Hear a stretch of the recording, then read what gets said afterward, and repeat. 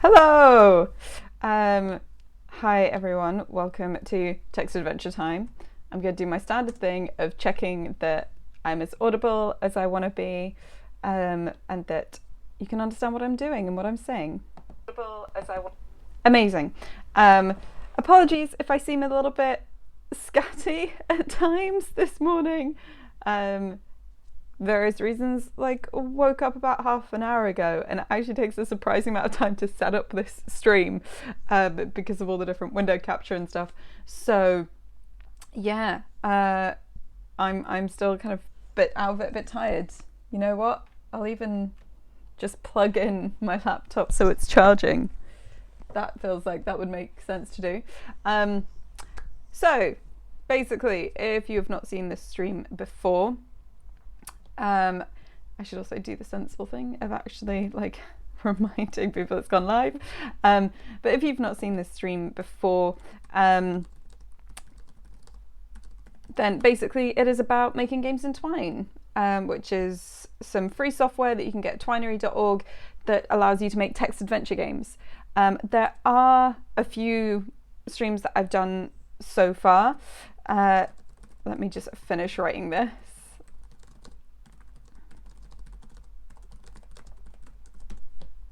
Okay, there are a few streams that I've done so far, and you can find them over here.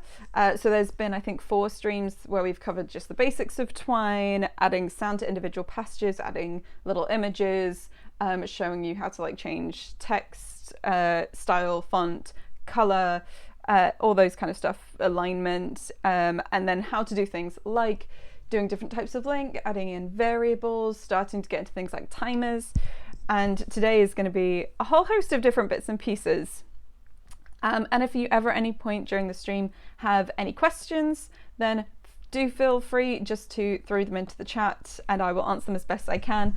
My standard disclaimer is that whilst I have been paid to make games in Twine, I am not professionally trained in Twine, so a lot of my understanding is, I've found all the different places on the internet where information is kept, and this is me basically making sure that fewer people have to do that, because trawling the internet for information on how to do a specific thing in Twine can be pretty exhausting.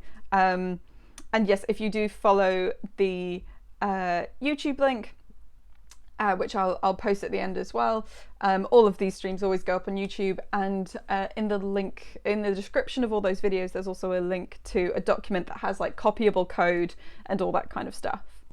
So let's get going. We're going to start off today with how to add continuous sound. In an earlier stream I have shown you how to put like a sound effect or a temporary sound in a passage, so that it will just play in that passage. However, if you were to put it in one passage and put it in another, it would just restart. It would start playing again fresh in a new passage. So I am going to put a link in the chat because I want to make sure that this gets properly credited. Putting continuous sound is probably one of the things that is harder to do in Harlow. Soundcode credit going in the chat right now. And so really valuable that there's someone who's actually made something that makes it a lot easier to do this. So what we're going to start off doing, this is something you can find through that link. I will also put it, I'm not going to put all of this code in the chat or all of this code in my explanatory notes. Basically, we're going to go to the JavaScript for the game, which normally is entirely blank. And I have a big wad of code to put in. So you can see there's, if I start scrolling through, there's quite a bit there. But yes, thank you to this person from MIT who made this.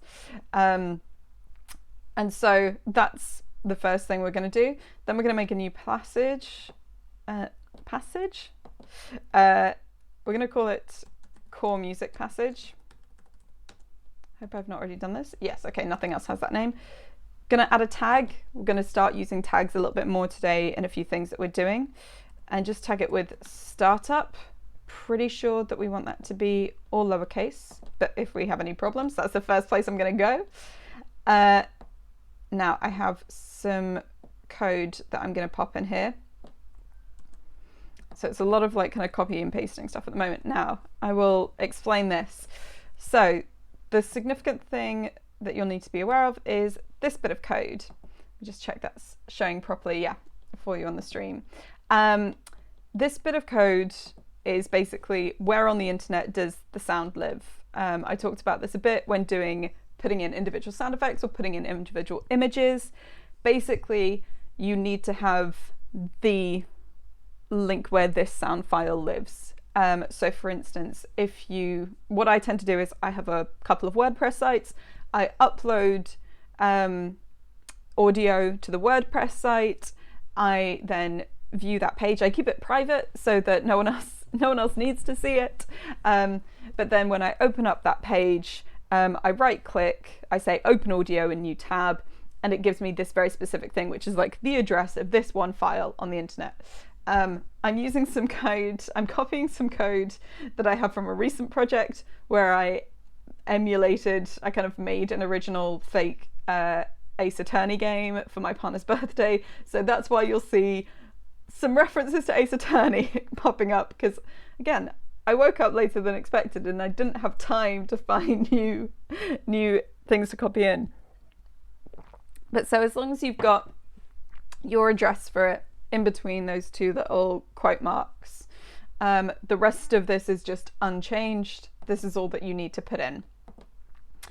So we've got our core music passage, and then it's a case of where do you want this to start playing? You might want it to start playing right at the top. I will say this, when I've tested this out, because I've had to use this system for a few projects, and I've sometimes tested it out with different browsers, like with Safari or on Chrome, and it has occasionally behaved a little bit differently.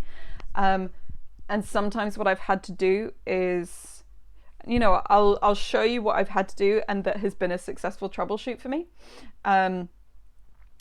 So if I have the start of the game here, this is where this cup of tea generator is going to get really weird. Let's say if we want it to happen as soon as the door gets opened. We're going to put this in. That's all you need to put. It's just that, and it's going to draw from all the other code that you've put in. I haven't set up my OBS. I'm going to check that I can hear that everything's working. Obviously there won't be any visual differences, but if it works, I will have a little fiddle with my sound settings and see if I can capture it for you. But what I have sometimes had to do, obviously it's not going to look the most subtle here, is that I've had to create a little bit of a loop. It's tricky to explain how this has helped, but what I've found is that sometimes in Chrome, like it's only really registered the second time this code has come around. Sometimes. So it's good just to make sure that if this music is like essential to people understanding something or whatever, sometimes it's useful to have this. But just check it on the systems that you're going to want your game to play on. Like I say, it's only happened a couple of times for me, and it was just that for a particular project, sound was a big aspect. Yes. Continue on with your friend, which would presumably be where you'd automatically go anyway. And then no. Yes, answer the door. And so what that means, let me just move some of these around. It's all getting a little bit, you can see how, I mean, this is like a tiny game that isn't even like linking up to each other, but you can see how stuff can sometimes get a bit crowded. So basically what I've done is that if they don't hear the sound, then they can come back and it should activate then. I'm just going to have a very quick, you won't be able to see what I'm doing. That is super loud, so I don't know if you might have been able to catch some of that on the lapel mic. But let me just see if I'm just going to make it so that I can capture that. Yep, let's get some audio capture. Live, messing with my sound settings on stereo mix. Okay, messing with my sound settings on OBS during a stream is sure to be fine, right? Right? Okay, I've got that new capture in. I'm gonna put it quite low because the one thing is, obviously, there isn't a way, or at least not that I'm aware of, not that I've used in Twine, to alter, say, the volume of some music between passages if it is the one continuous thing you're doing. And so there is a chance that you might need to edit the audio or such. Like, obviously, I'm not advocating for using someone else's audio without credit or whatever. This is just some stuff that I am using as an example. If you're going to start messing, like editing the audio and stuff, it should be your own. But right, let's bring up Twine. Okay, so let's start the game. I'm just going to make sure that the one that wants to play music isn't going to do that. Okay, so you hear a knock on the door. Answer it. Yes, let's answer the door. And as you can hear, I'm gonna stop that now so that I'm not just talking over that constantly. But as you can hear, music starts at that point.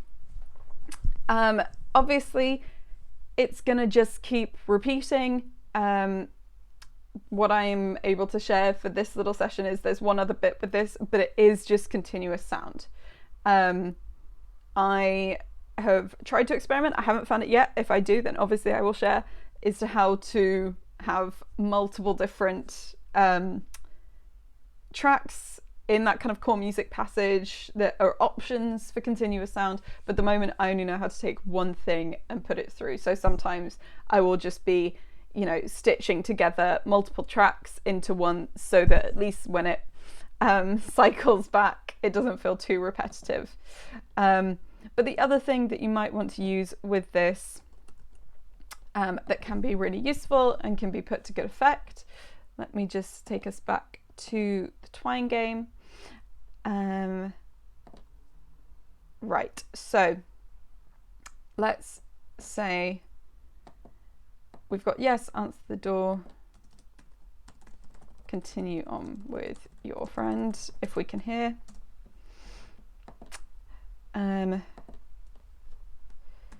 Ask your friend to turn off the music from the, I don't know, boombox. I was about to say I never said that this cup of tea generator would make sense. I genuinely can't remember, but that doesn't sound like something I'd say. This is another piece of code that's useful. Obviously, it is simply you've replaced the word play with the word stop. And so what you can do is still have something that's continuous, that's ready to go in the background, but you can stop and start it. So after you stopped it, you can restart it. It will restart from the top. That's my experience. But it still can be useful if there are like moments that you want to have that. So just to prove how that works, let's go over here and show the game. I'm really sorry if it's loud when the music comes on. This wasn't something that I had time to prep for. Okay, so you're not here. Let's answer the door. I mean, it looks loud. Continue on with your friend. And then they turn it off. Wait a minute, why is... Sorry, I'm seeing that the capture isn't changing and I am playing the game. Let me just see what's going on here. I see, okay. Sorry, let me just do a quick bit of trickery. Sorry, I have so many damn things up. This one should, yep, here we go. So yes, answer the door.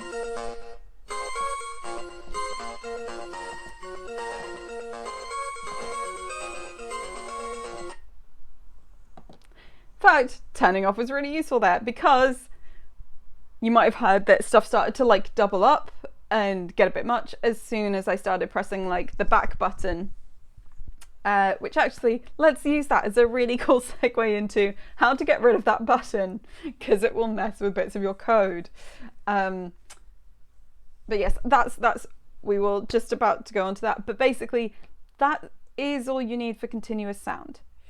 That is something that, you know, it's basically something that I've found really hard in the past, because it's just really hard to actually get a hold of that like code and find out how to access that stuff. But I will make sure there are links to that in the YouTube video. And yeah, basically using that, you can have code going out through the background of your game. From what I've heard, things like Sugar Cube are slightly easier in terms of doing things like continuous sound. I'm only just starting to do some work in Sugar Cube, so all my things are currently hollow. But I will share tips on Sugar Cube at a later point when I'm a bit more qualified to talk about it. So let's go over to how we're going to hide a couple of tools that we might not want people to mess around with. So basically what I'm talking about very quickly is hiding that back button. Basically, just to show us again. Let's go here. So it's this. Oh, okay, it's just out of the capture. Let me make sure you can see what I'm pointing at. Yeah, you can now kind of see, here we are. This little undo button that will take us through different bits.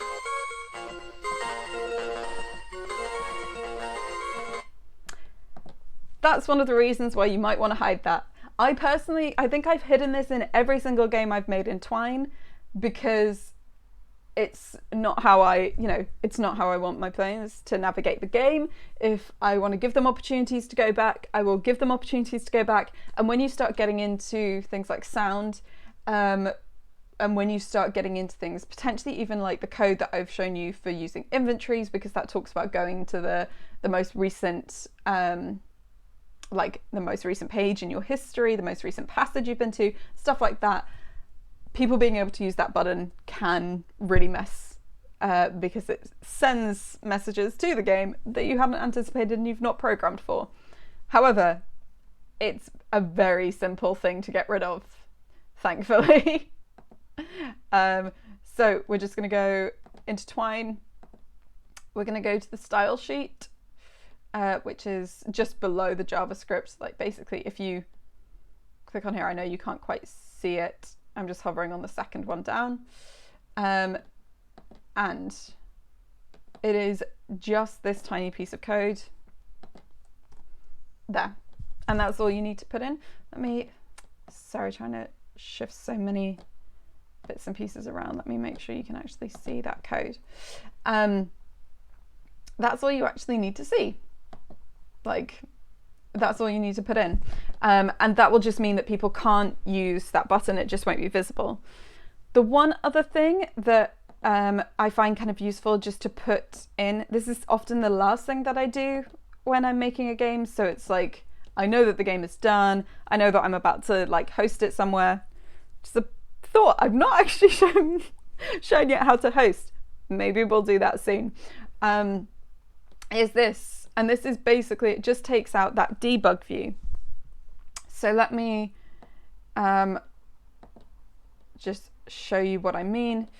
If we go back to playing the game. Firstly, if I answer the door, there is nothing here that I can click back on. At no point can I ever click back. It does mean, obviously, you have to be careful about creating dead ends that people can't come back from, but it is worth it, in my opinion, for all the things you can do. Additionally, if I was to kind of show you, oh no, I am moving all of the wrong things today. If I was to show you like the corner, the bottom right corner, there wouldn't be that little kind of white block that we've seen a few times before that tells you about errors, that tells you what passage you're on, that tells you what your variables are. That is completely blanked out. Normally when you're in play mode, this shouldn't be visible, but I like to hide it just as a fail-safe, just so that it doesn't appear, because I think I've had that once or twice where I've not meant to do that. Sorry, let me just make sure that I have definitely shown you the fact that there is not anything here. If I press answer, there is no backpedaling, basically. However, obviously debug view is super useful when you're actually making the game, and that's why I typically don't actually add it until I know that I'm all good and I'm all ready. So I'm also going to take it out now. Right. I said this one was going to be kind of like a whistle-stop tour, doing a lot of different bits and pieces. So we're now going to do adding in background images. So what I mean by this is that I've shown how to embed images before, but those images will always be embedded around text. So like you might have text above it or below it, but the image is there, and you can't have text, say, over the front of it. You can't have it as the background to your game. You can't use it in any of those kind of ways. However, there is a way to do this. The image I've got is going to be so confusing. Apologies again if you're not familiar with Ace Attorney, because this is just going to be, it's going to be baffling. And there's something else that I will mention about it. But thankfully, again, this is one that it is quite straightforward in terms of how to do it. It's just finding the code. So we're going to go back to, let me just check, this is for the style sheet. So we're going to go back into the style sheet, and this is the code that you're going to want. Now there are two main bits of this that you might change, and then there's two other bits that depends on your preference. This first bit here, you can see it's kind of labeled tags.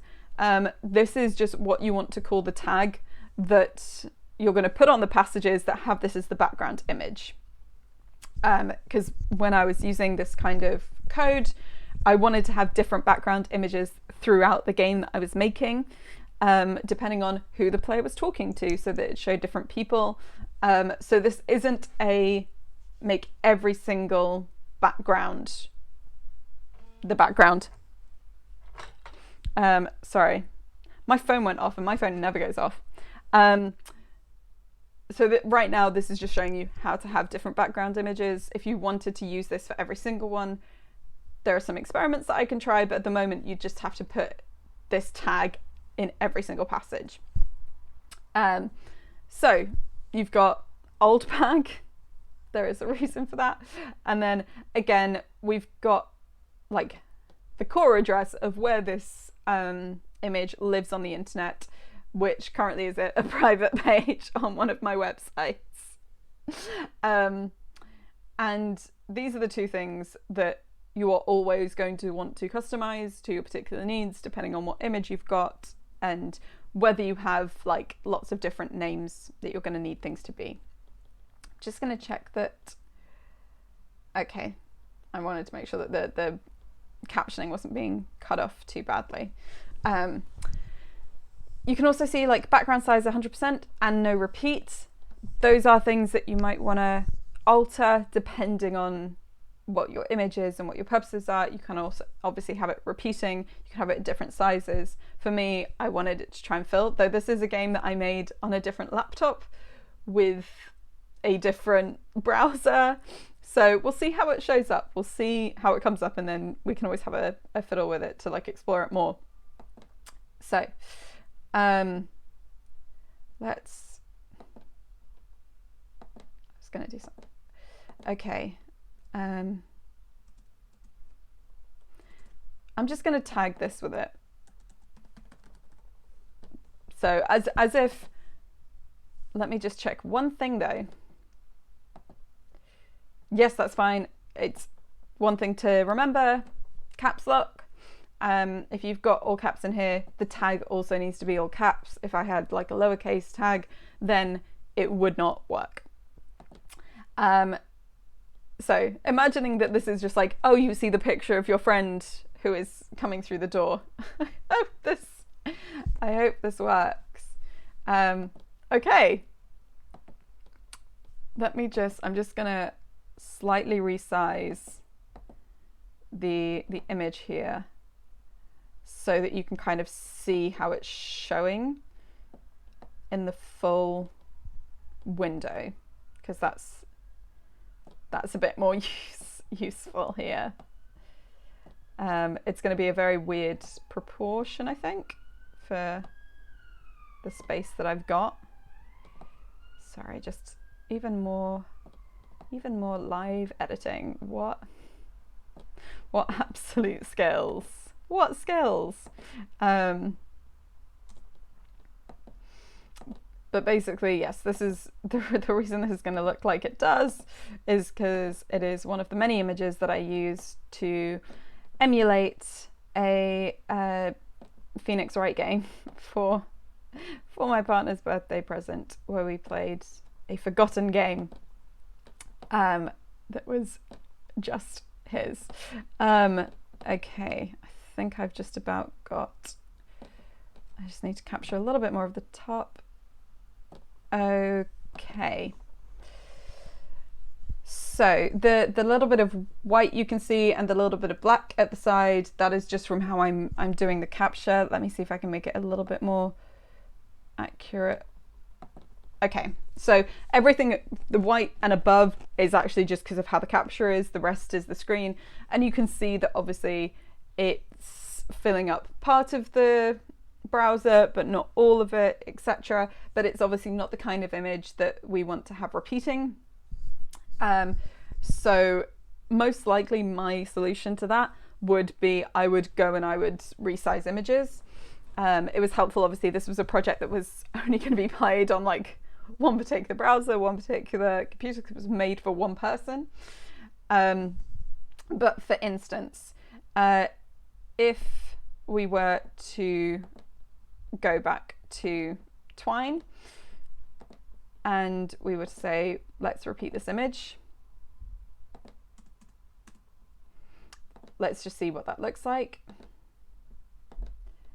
And you can see how this might be if you have a different image and it's you know, much more abstract, for instance, or it's already tiled, then you can have something like this to help it fill up all of the space. One thing obviously that might come up, and indeed definitely did for me, is if I just open this up here and I go, so say that there is some text that I want to have on this page as well, then if I actually did put that in, I now have to work around the structure of the image on the back. So sometimes this does mean that you then need to have ways of moving the text around. There's a few different ways of doing that. What I can do, here's like, this is where we get into a lot of very jerry-rigged stuff, but I'll show you what bits and pieces I can. 'Cause this took me a really long time to figure a lot of this out. Like a shameful amount of time. Right, I'm gonna make a header passage and I'm gonna just create some blank space in there. I'm gonna add the tag header to here as well. This is me just doing something off the top of my head and I haven't actually checked how I've done this before. So I am just going to kind of have a little look at how some stuff's working. Okay. Oh, I see. Of course. I don't need to have the header there. Let me just... I'm going to tag this with header. And okay, great. That shows, okay, so what I've done here is I've made a passage called header. I've tagged it with header, and then I've just actually filled it with basically blank space, which will help with making sure that it's lower down the page. When I was experimenting and looking at the different ways that Twine would allow me to like shape the edges and the kind of margins of text, I actually found this to be the most efficient way for getting text to move down the page. Obviously, this means that how this varies across the game might affect how useful it is for you, but if you're cool with all of your stuff either being right at the top, like no header, or having that header, then it's going to work fine for you. So titled it header, tagged it header, and that means it now applies to everything. If I wanted it to not apply, then I would just write no header and tag a passage with no header. But it's not paying attention to me with that. Why is no header not working for me? Sorry, I am checking this on... Okay, we're going to come back to that because I will do a quick search. I know that I have it in some other games that I have kind of ready to my side here, because most of my games I make on a separate computer, and it's normally, yeah, okay, it should be that just going no header.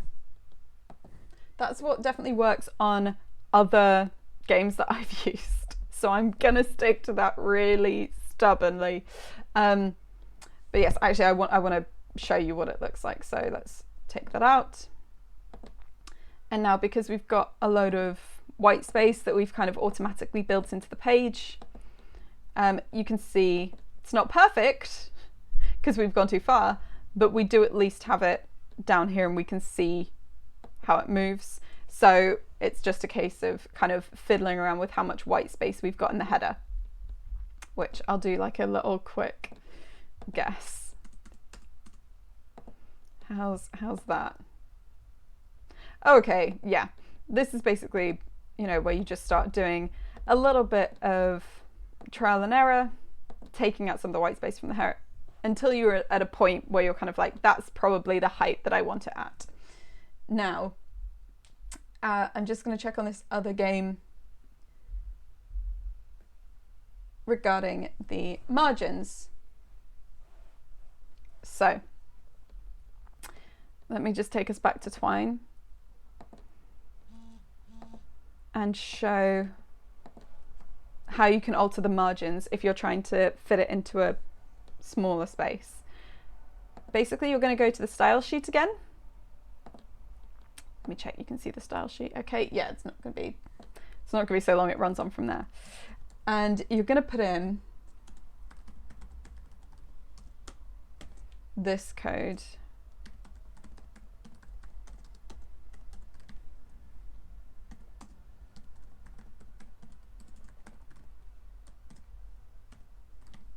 Now, this is the code that I'm just pulling that I already had for this game. Like, again, this was some trial and error. I think sometimes it allows you to put pixels, but rem was the measurement that I found that ended up working for me. So I'm just going to see how that comes up. And so by putting that in, we get this, where it's actually moved in. And obviously with the line this short, I didn't actually need to bother putting in the right-hand side margin, but what it just means is that if I was to write a longer line, it would keep it within this little area. So if you're ever trying to use a background image to either frame your text, or you just want to make sure that the text is in the most readable part of the screen and that kind of thing, you can use things like that to make sure that you're positioning it in the right place. And I think, yeah, I'm managing to like kind of push through with a lot of bits and pieces during this one, because there's like a lot of just bitty tips and tricks I wanted to share. So, sorry, I always forget about going between different tabs when I'm sharing. So, the next thing we're going to look at If I'm going too fast, do say, but again, all of this will be rewatchable on YouTube. I will also upload a lot of this code. I won't upload the Howler code, but I will link to Howler. The next thing, again, on the kind of list of short little weird things, is linking to websites. Because typically, unless it's like your endpoint of your game as like a special kind of, you send players on to somewhere else, you will probably want to link to a website, but have that website load as a new tab or a new window.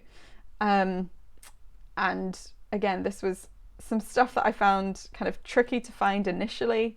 But once you've got the code, it is super straightforward. So let's kind of go here.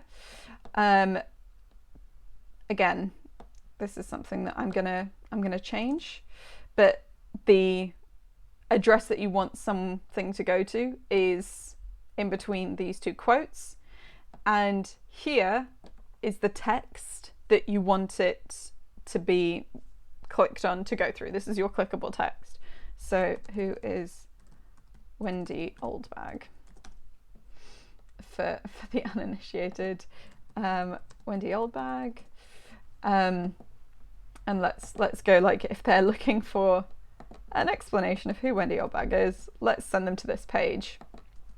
So what this will do is it will launch the page in a new tab, and basically means that people aren't suddenly navigating away from your game, which, depending on whether you've got save states or such like, I mean, that's something that I've always struggled with or found a bit difficult. Basically, it'll mean that you don't have to worry about that, and they will be sent somewhere else. So again, let's bring up this image. You will notice a particular thing that you might want to deal with, which is that it's quite a dark purple against the black background that we've got. Obviously, if you've got a white background, it's not going to matter as much. But yes, that is one thing. But we've got, it's Wendy Oldbag. Who is Wendy Oldbag? If I click on that, it launches an entirely new page. And it just means that it's not disrupted my gameplay in any way. There's so little to be said on that. With this, there is probably something we can do. Let me just kind of take out this before I show like loads of different searches.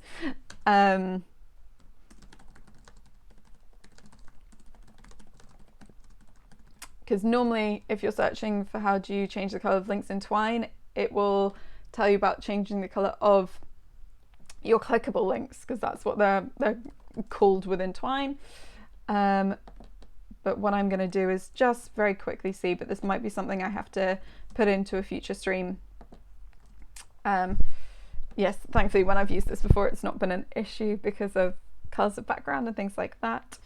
But yeah, I'm going to do this at a later date of how to change that clickable links color, because all of the results, all the information out there is for links as in the game links from passage to passage, but that at least shows you, I'll kind of show you that code just again, but it will be really easily available. You just have this with the website address that you want to go to, and then this is going to be the clickable text that you can use. Right, absolutely like racing through this, amazing. Cool, there's one main other thing I wanted to cover. I can't believe this stream might run underneath an hour because I'm just like really racing through so much. Maybe I shouldn't have breakfast before all of these streams. Maybe that's the secret to me being super efficient with them. So text entry. Basically, this is a really nice tool that you can actually end up using in quite a few different ways. By text entry, I mean when you give players the opportunity to enter in their own text, whether it's like their own name or something like that. So, okay, let's do a different example. Let's move away from the weirdness of Wendy Oldbag. I really thought that maybe I'd I'm not enough of a planner to like plan out how am I going to do each and every stream to like tie together into this amazing little cutesy tea generator thing.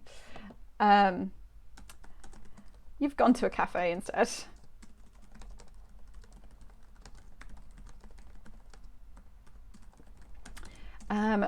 The waitress asks you for your order. Okay, so I'm going to show you the basic code, explain it, and then go through some of the variations. So it starts off similar to some of the things that I've shown before, where you create the clickable link with this piece of code with just link colon and then things within, I was about to say brackets, but no, speech marks, quote marks. I don't know the difference between those. And then this is the kind of important bit.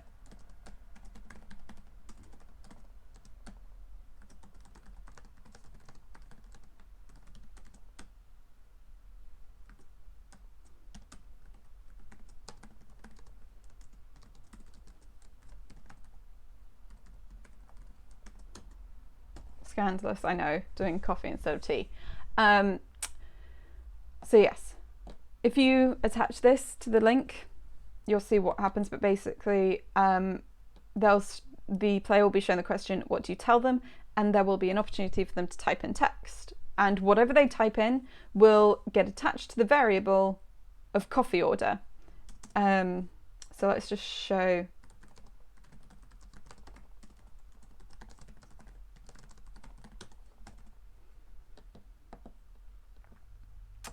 Let's just put it in here so you can see it kind of come back up and be used as a variable.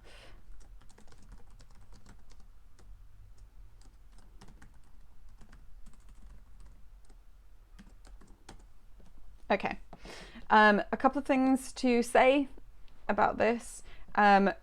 Probably the most common times where I've had an issue with text entry, where it's, obviously it's been human error.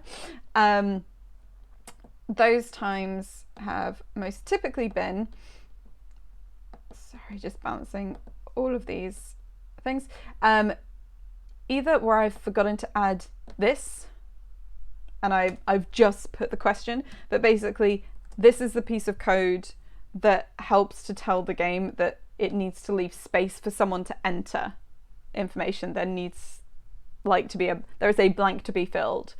And the other one is where I've just kind of got into the habit of weirdly putting a colon there, just because sometimes it makes sense to my brain. But that's typically been the most frequent thing. So that's just something to look out for if you're having an issue with this. Those are kind of really easy things to overlook or get into a habit of missing or adding in. Obviously, standard stuff about using variables applies. Make sure, if this was a game where multiple people are doing coffee orders, you'd need different variables for each one. Otherwise, the most recent coffee order would wipe out the previous coffee order. And just make sure everything is consistent with bits and pieces like capitalization. And also do make sure that you've got a set of brackets just around the prompt instruction and then also around put. It sometimes is easy to accidentally forget the brackets that need to go round on the inside. So let's look at how this comes up in a game. I'm just going to remove the header though, because the header is now really bothering me. Sorry, it's just because it was coming up in the middle of the page where I don't want it to be. Okay. Just gonna do one little thing, because again, it's getting on my nerves. That little white line at the top was getting on my nerves. Okay. And you can see down in the bottom right corner is the debug that I was saying about. That's the thing that will be taken away, but I've still not got any undo button here. So you've gone to a cafe instead. The waitress asks for your order. You click this, it comes up here. An Americano. I don't order coffee. I don't know different coffee orders. But then you can say, okay. And you can see we've now got that as part of that. Which repeats back to you to check. So that was an Americano. So that's one of the things about text entry, is that if you're going to use it, you need to be obviously aware of how people might put that in. Some people might put Americano, some people might put an Americano. So sometimes you have to put into the code, like, let's just say in this case, you know, probably the most straightforward thing to do would be to say for your order, what do you, let's go.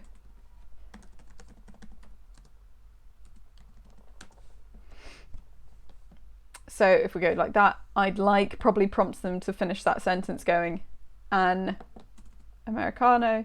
Obviously though, this is where things, you know, you can't control everything because you're giving people the choice to add in text.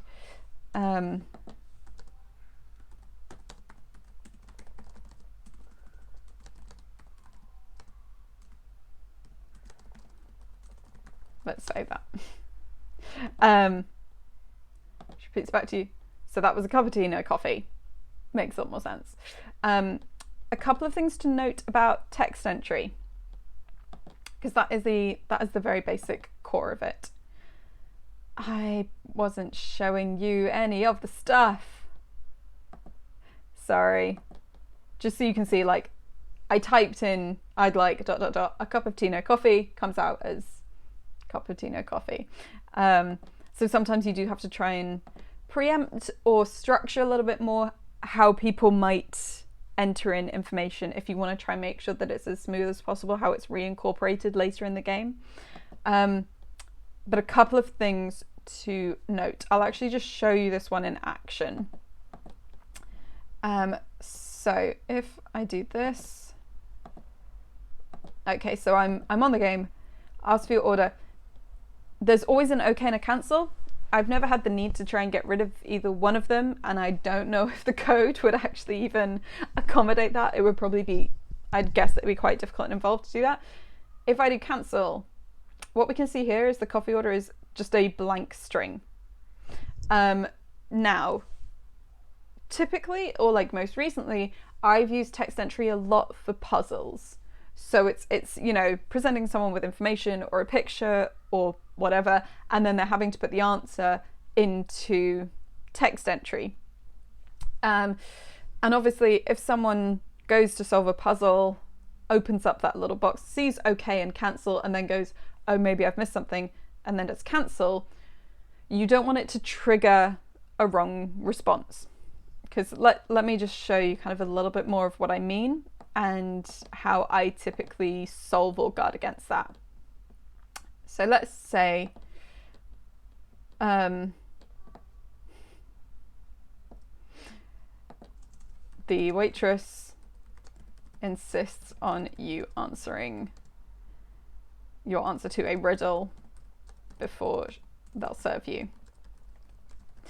You know, what is blue and red and something else clever? So imagine that we had a little puzzle here, and then you've got, what is your answer? Now, you would likely want to have some immediate response to that, some immediate consequence. So there'd probably be another thing that you do in here, which might be something like display puzzle answer. Yeah, this is going to be a little bit more involved. And so for that, we need a passage called puzzle answer. Don't forget, same capitalization. So let's say if coffee order, that being the variable that they filled in, is, what is red and blue and something else clever? I don't know. A very intellectual flag. I swear I spent more time writing puzzles. If the coffee order is this, the waitress grants you all your beverage wishes. Else, the waitress disappears. Game over. Okay, so I'm just gonna copy this in case I need it. So you might be seeing what the potential issue that comes up is. Okay, so say I'm playing the game, I go, okay, open this up. Oh God, oh God, oh God. I'm suddenly not sure anymore. Or if it was like a visual puzzle and now the rest of the screen is a little bit muted and such, like, okay, let's not answer that question. But I suddenly still get the lose condition, as it were, the lose result, the lost state. I don't mean the lose condition. I'm sorry, I'm so tired. But the waitress disappears. Game over. Obviously, that's not what you want your players to have as an experience. And also, you need to be a bit careful about structures like this leaving people with dead ends, because if I didn't have the repeat it back to you to check, because that's not really part of this little example, then suddenly I can't do anything at all because I just backed out of something. So there is a way to guard against this. I mean, there's probably like a few different alternatives. This is the one that I often end up using the most frequently. If coffee order is, so if it's blank, and it is pretty much only going to be blank if they're pressing cancel. Granted, a player could just be like, I'm just going to not enter anything and press OK and see what happens. There's a level to which you have to assume people are going to play on good faith. And also, they're still not going to get further with this. You'll see what happens. But if coffee order is blank, what I would normally do is just copy the initial bit of code, the initial prompt, and put that in here, and make sure again to just have enough square brackets at the end, because you're containing all of this within this. So it just shows it to you again. That does mean we need to do something. Actually, let's see. No, what we will need to, because the thing is, so if coffee order is a very intellectual flag, you get this. Else applies to anything that this isn't. So if people put anything different to this, then you'll still get that like fail result. And obviously nothing is different to this, so you'll still get a fail result. So what I would then do is just actually kind of nest it. So what this code means is that I've got this, which is always going to be my first thing, because that's the first thing I want to check, because that's basically, have they actually put an answer in, or have they probably just pressed cancel and set the variable to absolutely nothing, not even a 0, but just nothing at all. So that's me trying to do like 2 speech marks next to each other. And then we've got else, and we've contained all of this within that. So it's okay, if it's not this, then this. And then the first thing we're checking with that is, have they got the right answer? And then the next thing is, okay, so they've not put nothing, and they've also not put the right answer, so then they're going to get the the fail condition. So let me just show you what that's going to look like. I'm going to take out, please tell me that I've been showing you all that. Oh, thank God. I was worried for a sec. I still hadn't navigated back from bits and pieces. So let me show you what that hopefully will all look like. So if I do this and then I press cancel, what's great is also because whenever you complete one of these text entries, it just disappears. It looks the same. It's not kind of showing me any fail results, and I'm able to go back to it.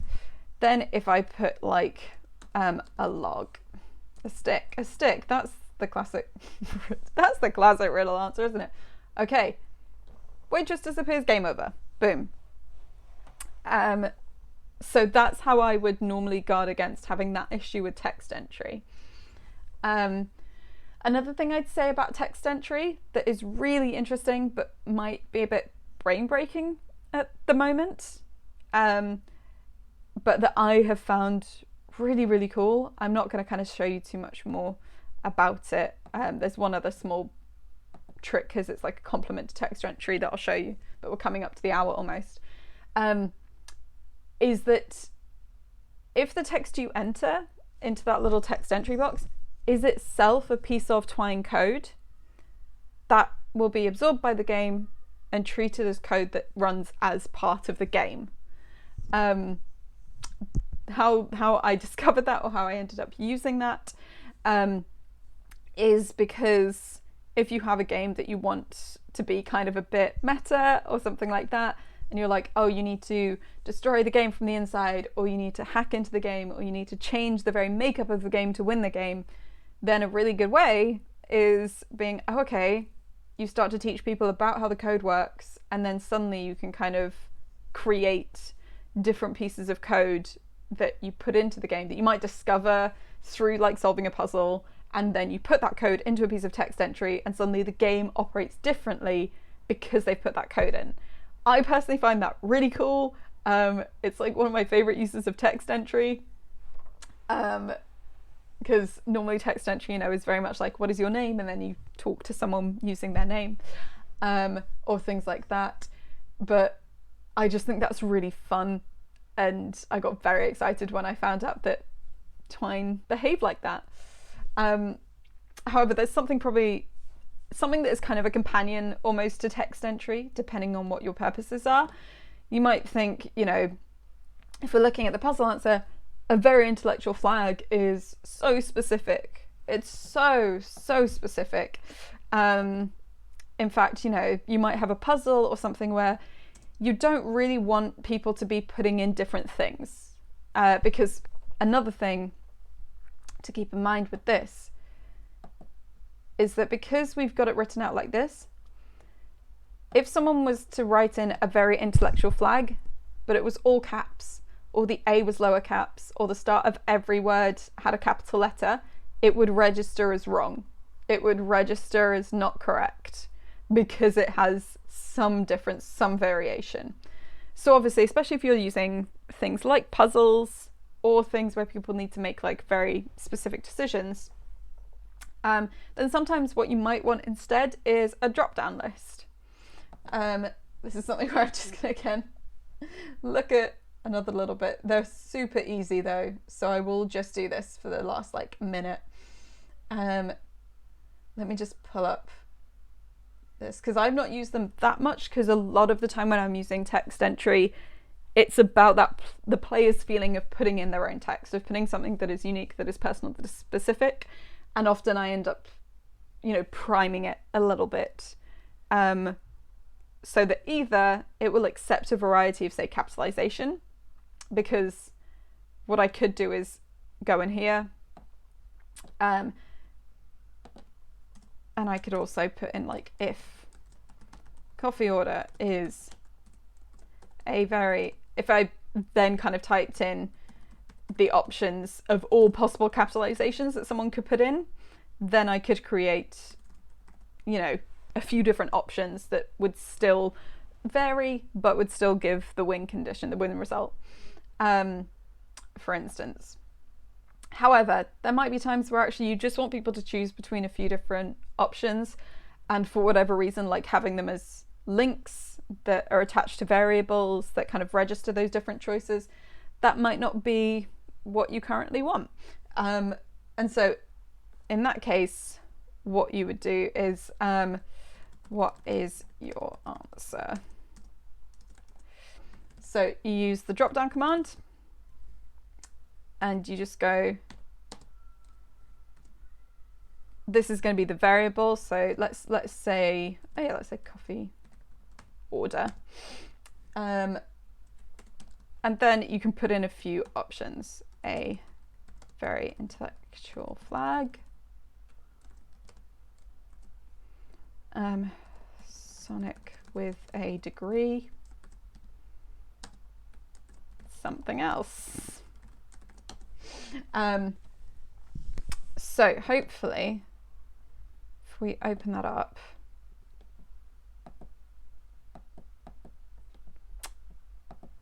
I've screwed it up somehow. How have I screwed it up? That's interesting. I think it might not be a fan of multiple words. Let's just say flag, Sonic, other. Let me just see if this works. Like I say, I don't tend to use drop downs that much. And it might be that I'm missing,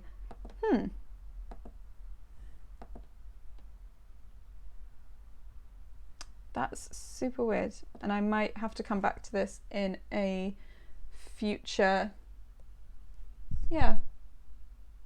Fortunately, okay, so drop downs are something we will look at probably at the top of the next stream, now that I know that they're like, there's something, it's not working as I would expect it to, but those are an option. And again, like a lot of this stuff, if you go to twinery.org or the Twine wiki, there's lots of things that you can find that are super helpful.